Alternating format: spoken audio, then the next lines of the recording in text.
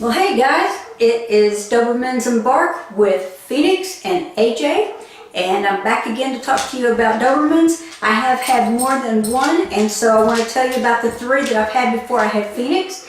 The first one was Megan, and here's her baby picture. Can you imagine a Doberman pinscher being that tiny? But she was the runt of a litter, and I just fell in love with her the moment I saw her. She had a father and mother that were just country living dogs. It was a family that owned a male and female, and they had a litter of puppies. There were no papers.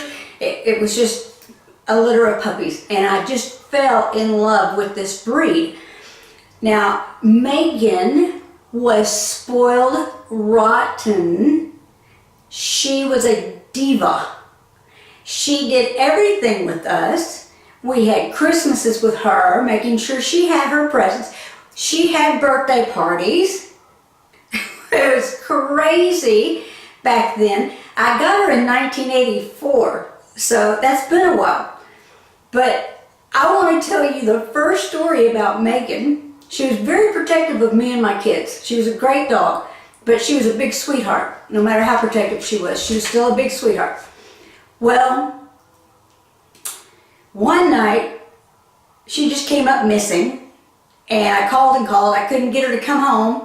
And so I didn't think much about it.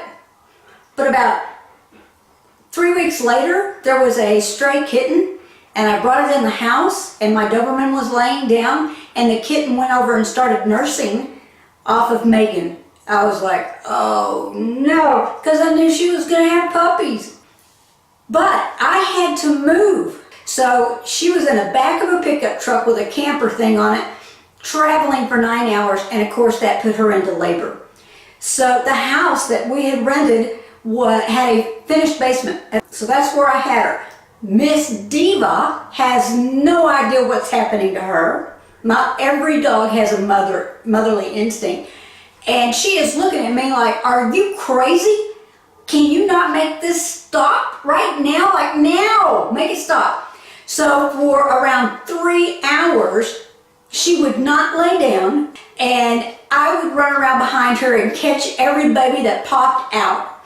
And I would pull the sack off, and I would clean them up and rub them and make sure that they were breathing, and then I'd put them in the nesting box that she had no intentions of using. And the other thing was that she had no idea how to nurse. She didn't know what that was. I mean, we'd have her lay down and start lining the puppies up, and she was like, this is not cool. What are you doing? This is like my space. And it was, you gotta feed your puppies, sorry. She would get into the nesting box and lay on top of them and they'd be smothering and they'd be squealing. And so it was kind of a tricky thing. So not every dog makes the best mom in the world, but that's her first story. I will get back to Megan. Phoenix and I really hope that you're going to enjoy this show. Give us a like, give us a thumb up, thumb down, give us a comment, subscribe, whatever you want to do, and we will see you next time. Thanks. Bye.